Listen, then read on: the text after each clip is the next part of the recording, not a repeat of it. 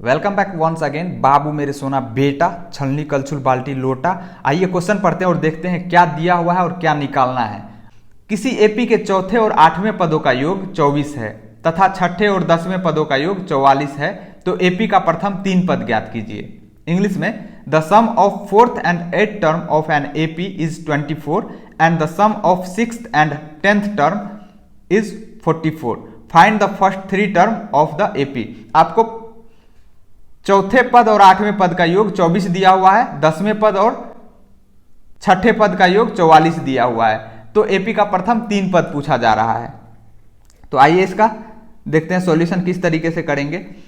हमें प्रथम पद और सार्वंतर नहीं दिया हुआ है, तो मान लेते हैं, माना प्रथम पद बराबर ए और सार्वंतर बराबर डी।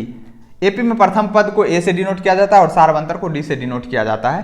तो अब एपी का चौथा पद और आठवां पद का योग 24 दिया हुआ है, तो चौथा पद को हम क्या लिखते हैं, A4 लिखेंगे, nवां पद को AN लिखते हैं, चौथा पद को A4 प्लस दिया है, ये दिया है, ठीक है। क्या दिया है, A4 प्लस A8, मतलब चौथा पद प्लस आठवां पद का योग कितना है, 24, ठीक है। एपी का एक फॉर्मूला होता है, कौन सा, AN बराबर A plus N-1 into D. किसी एपी के nवां पद का फॉर्मूला होता है ना। यहां पे हम A4 के जगह पे क्या लिख सकते हैं, यहां पे N के जगह पे क्या आ जाएगा, 4, तो A प्लस N-1, तो N के जगह पे 4 माइनस 1 इंटू डी, तो 4 में से 1 जाएगा तो क्या आएगा, 3D। तो यहां पे A4 के जगह पे हम A प्लस 3D लिख देंगे, प्लस A8 के जगह पे क्या लिखेंगे, A प्लस 8 से 1 कम करके, 8 से 1 कम करेंगे तो क्या आएगा, 7, उसको D से मल्टीप्लाई कर देंगे, ठीक है। तो A प्लस 7D, A8 के जगह पे आए बराबर 24। ये हमने कहां से लिखा, हमने इस फॉर्मूले में आठवां पद निकालना था, तो N के जगह पे 8 रखा, तो क्या आ जाएगा, A plus 8 minus 1 into D, तो A प्लस 8 में से 1 घटाएंगे तो 7, A प्लस 7D आ गया। अब इसको सिंप्लीफाई कर दीजिए तो क्या आ जाएगा, A में A जोड़ेंगे तो 2A प्लस 3D में 7D जोड़ेंगे तो 10D बराबर कितना हो जाएगा, 24। इसको इक्वेशन फर्स्ट मान लीजिए। आगे क्या दिया हुआ है, छठे और 10वें पद का योग 44 है, तो A6 प्लस A10 बराबर 44। अब देखिए A6 हमें लिखना है, तो हम A6 के जगह पे क्या लिख सकते हैं, A प्लस 6 से 1 कम करके, जो पद लिखना है उससे 1 कम करके D के साथ मल्टीप्लाई करेंगे, तो 6 से 1 कम करेंगे तो क्या आ जाएगा, 5, उसको D के साथ मल्टीप्लाई कर दीजिए, तो A प्लस 5D किसको रिप्रेजेंट करेगा, A6 को, प्लस A10 के जगह पे क्या लिखेंगे, A प्लस A10 के जगह पे लिखेंगे A प्लस 10 से 1 कम कितना होगा, 9 को D के साथ मल्टीप्लाई करके A प्लस 9D, ये आ गया A10 के जगह पे और ये आ गया A6 के जगह पे बराबर 44। कहां से हमने ये लिखा, इसी फॉर्मूला में हमने A6 निकालना है, तो N के जगह पे 6 रखा, तो A plus 6 minus 1 into D, तो 6 में से 1 जाएगा 5, तो A प्लस 5D डायरेक्ट लिखा। A10 निकाला तो कैसे निकाला, N के जगह पे 10 रखा, तो क्या हो जाएगा, A plus 10 minus 1 into D, 10 में से 1 माइनस होगा तो 9 हो जाएगा, A प्लस 9D हो जाएगा, वही हमने डायरेक्ट लिखा। अब इसको सिंप्लीफाई कीजिए तो क्या हो जाएगा,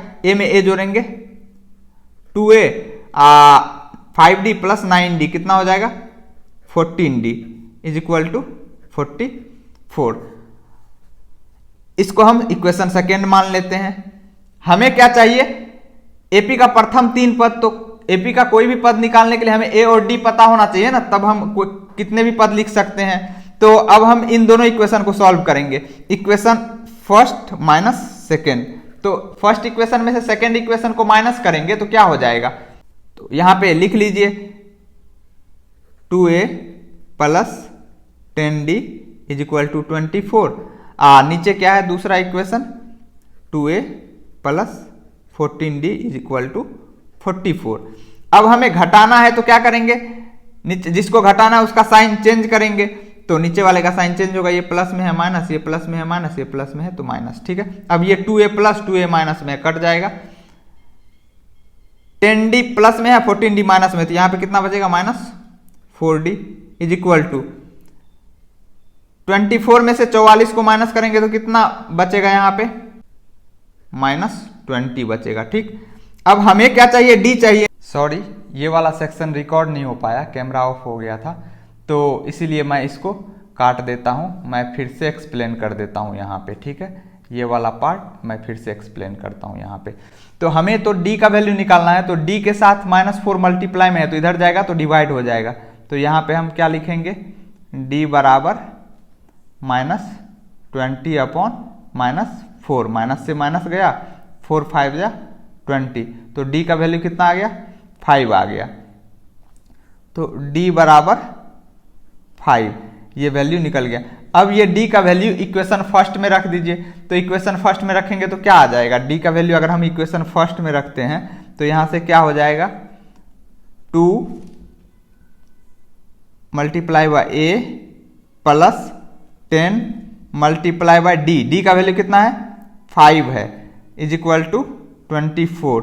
इसको सिंप्लीफाई करेंगे तो क्या हो जाएगा, 2 मल्टीप्लाई बाय a प्लस 50, 10 5 जा 50 इज इक्वल टू 24।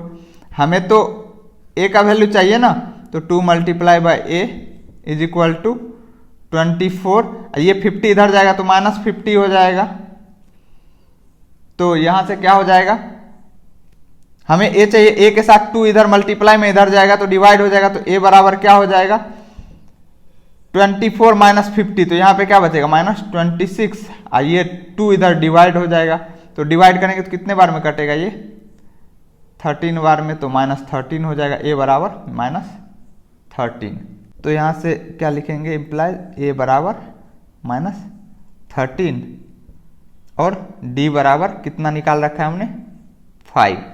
अगर हमें किसी एपी का प्रथम पद और सार्वंतर पता हो तो उस एपी का हम पद लिख सकते हैं। इसमें प्रथम 3 पद पूछा जा रहा है, तो प्रथम 3 पद क्या होगा एपी का, प्रथम पद a, दूसरा पद a प्लस d, तीसरा पद a प्लस 2d। तो अब a का वैल्यू तो निकाल रखा है हमने, कितना, -13, a का वैल्यू -13 आया ना। तो अब यहां से लिखिए क्या हो जाएगा, a का वैल्यू हो जाएगा -13, a प्लस d का वैल्यू, तो -13 में 5 जोड़ेंगे तो कितना आ जाएगा, -8 हो जाएगा। a प्लस 2d मतलब -13 में 2d, 2 को 5 से मल्टीप्लाई करेंगे कितना आ जाएगा, 10, तो -13 में 10 जोड़ेंगे तो कितना आ जाएगा, -3 आ जाएगा। यहाँ पे रफ में मैं a प्लस 2d, आपको अगर दिक्कत हो तो मैं निकाल के बताता हूँ। जैसे a प्लस 2d निकालना है तो क्या हो जाएगा, a का वैल्यू -13 है और d का वैल्यू प्लस 2 इंटू डी का वैल्यू 5, तो सिंप्लीफाई करेंगे तो कितना आ जाएगा, -13 अब प्लस 10, -13 प्लस 10, इसको सिंप्लीफाई करेंगे तो कितना आ जाएगा, -3। ये हमारा आंसर हो जाएगा। उम्मीद करता हूँ आपको सॉल्यूशन समझ में आया होगा। अगर आगे से इस तरह का क्वेश्चन किसी भी एग्जाम या किसी भी बुक में मिलता है तो आप आसानी से उसे कर पाएंगे। अगर आप चैनल पर नए हैं तो चैनल को सब्सक्राइब करके बेल आइकन को दबा दीजिए ताकि नए वीडियो का नोटिफिकेशन आपके मोबाइल तक पहुंच पाए, और चैनल को अपने लंगोटिया यार के भी साथ शेयर कर दीजिए। फिर मिलेंगे बहुत ही जल्द अगले वीडियो में, तब तक के लिए नमस्कार, जय हिंद।